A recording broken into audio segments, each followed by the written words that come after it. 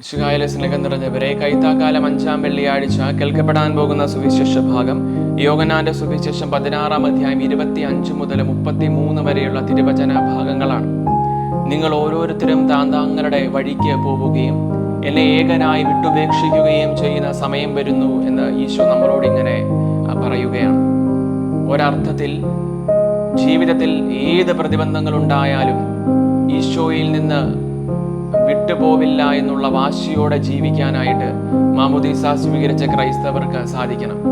പഴയ നിയമത്തിൽ നമ്മൾ ഒരമ്മയും 7 മക്കളെയും കാണുന്നുണ്ടല്ലോ.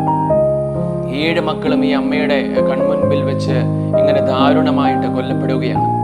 7-ാമത്തവൻ ഏറ്റവും ഇളയവനെയും അധികാരികളെ അമ്മയുടെ മുന്നിലേക്ക് പിടിച്ചുകൊണ്ടുവന്നിട്ട് ഈ മകനോട് പറയുകയാണ്, നിനക്ക് വേണമെങ്കിൽ വളരെ എളുപ്പത്തിൽ ഈശോയെ തള്ളിപ്പറഞ്ഞ് ജീവിതത്തിലേക്ക് ഈ അമ്മയുടെ കൂടെ യാത്രയാവാം.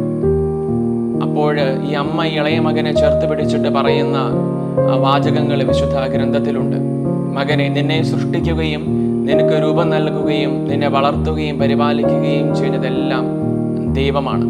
ആ ദൈവത്തിന് വേണ്ടി മരിക്കാൻ നീ സന്നദ്ധനാവണം.